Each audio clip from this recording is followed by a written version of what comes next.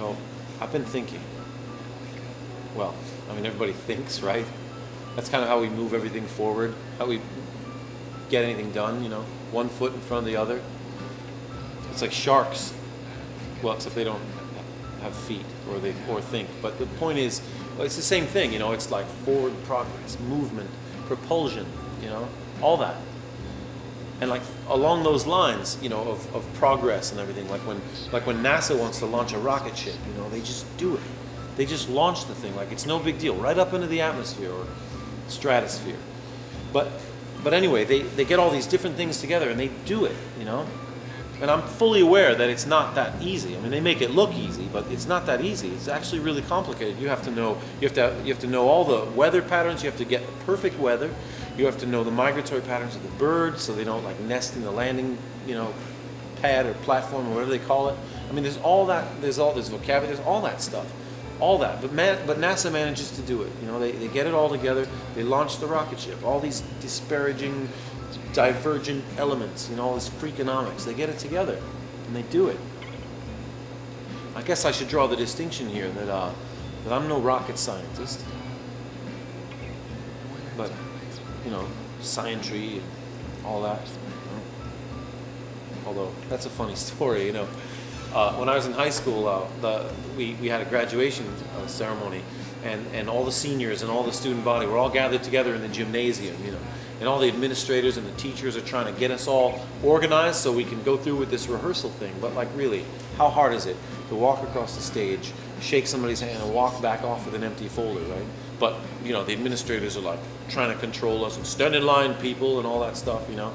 But everybody's sabotaging the whole thing, you know, tripping each other and shaking with the wrong hand, you know, because like what are they going to do? Not let us graduate? You know? So it's chaos in the gym. And this one administrator, who actually happened to be the science teacher also, was so frustrated that he grabs the microphone and he goes, "People, it's not like this is rocket scientry." You know, which is funny because it's like scientry, you know, science. I mean, he should know, you know. But forget that. Look, that doesn't matter. My point of this whole thing. Well, of that whole thing, not of that little digression, but of this whole thing, is, you know, that I'm no genius. You know, like getting back to NASA, I don't have like these big, well laid out plans for how my life should go, or how it could go, or even how I want it to go. You know, it's like the cosmos. You know, there's a plan somewhere else. I don't know. You know. The world is like it's not about me, you know. It's not just me.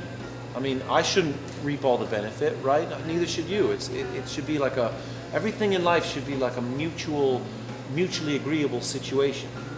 You know, like you scratch my back, I'll scratch yours. You know, like with like apes in the jungle or cavemen in the Sahara. You know, there are these primitive impulses, you know, that like drive us. And they're everywhere, you know, they're in you, they're in me, they're in, you know, people walking down the street. I mean, every day we have these primitive impulses, and sometimes those impulses can carry us in opposite directions. Like two people might have opposite impulses, you know. But you know, whatever. I mean, that again, I'm getting away from my point. I saw this documentary one time about the Hubble Space Telescope, and you know the constellation Orion. I mean, you've probably seen it, right? All you have to do is look up. You know, you've seen it, right? It's got these three stars right in a row, and those three stars are Orion's belt, and like the two stars on the end are actual stars, you know, but the one in the middle is not a star; it's a nebula. So, right? I mean, what's up with that? I mean, I'm standing here on the Earth, you know, like just this small compared to the rest of the scheme of things, you know.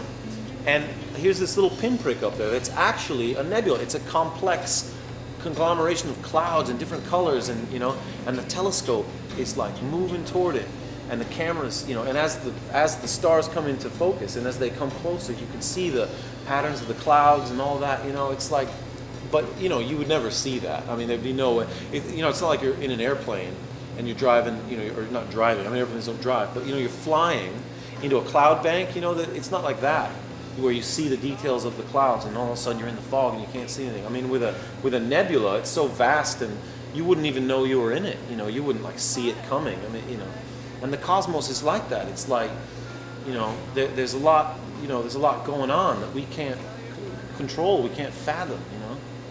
Like, take something more down to earth, like a toaster, you know. It's just a silvery, you know, box, you know. I mean, we look at it, we can see our reflection in it, it makes our toast, you know, big deal, right? But inside, you know, if we were to go in and look at it, it's like all these little springs and little mechanisms and complicated, you know, levers and all that, you know. And levers, that's another thing, you know. I mean, levers, like, you know that there are only 3 or 4 different kinds of levers?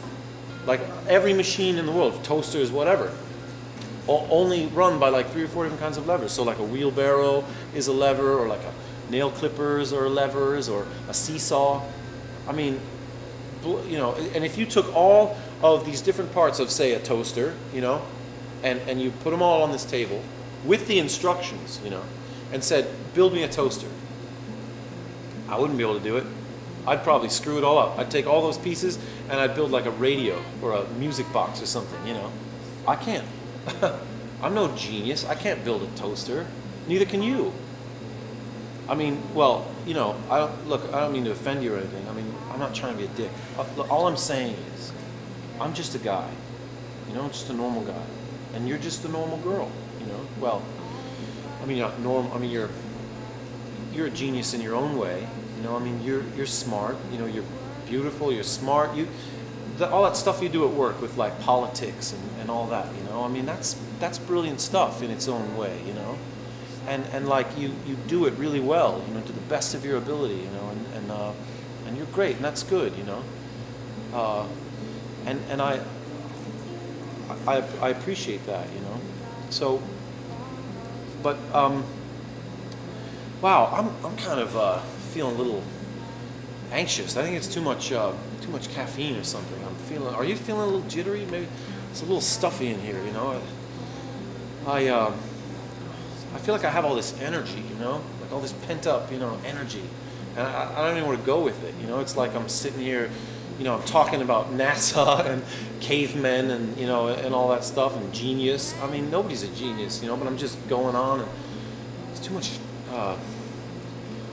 you know, well, that's a funny story. Another funny story. One time I was in high school and I had this, back to high school. Why am I always talking about high school? Like, God, move on, you know? Move on with your life, you know what I'm saying? Anyway, sorry. Not you move on, I'm talking me move on with my life. But anyway, there we were. I was in art school. I did this like summer art camp, you know, and the teacher armed us with a clipboard and a pen or pencil or whatever, and said, "Go out into the wilderness, go forth into the wilderness, you know, and come up with like an artist statement, like what is art to you, you know, find it somewhere in the wilderness."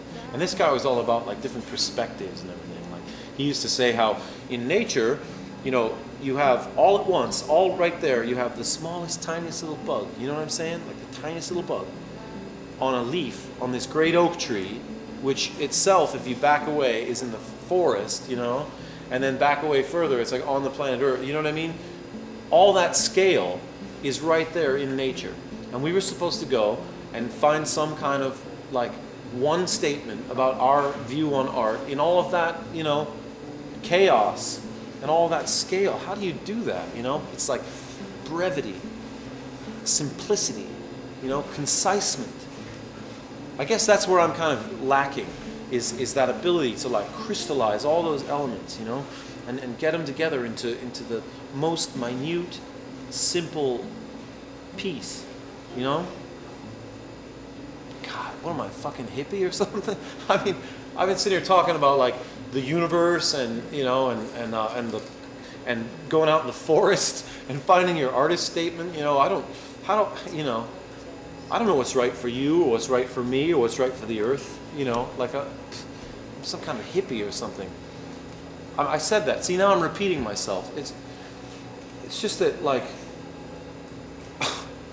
you know, it is hot in here. Well, this coffee is kind of, strong, isn't it? Are you breaking up with me?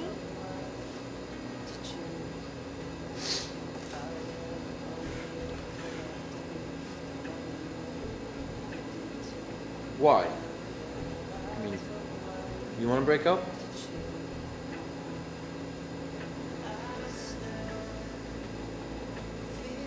Yes. Oh.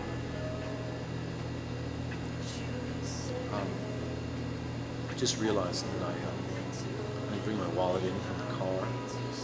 So do you have like a couple bucks to pay for the coffee? Maybe $3 for a tip too, because and the waitress, she works hard, you know. Well, you work hard. Maybe you could swing it this time, and then, well,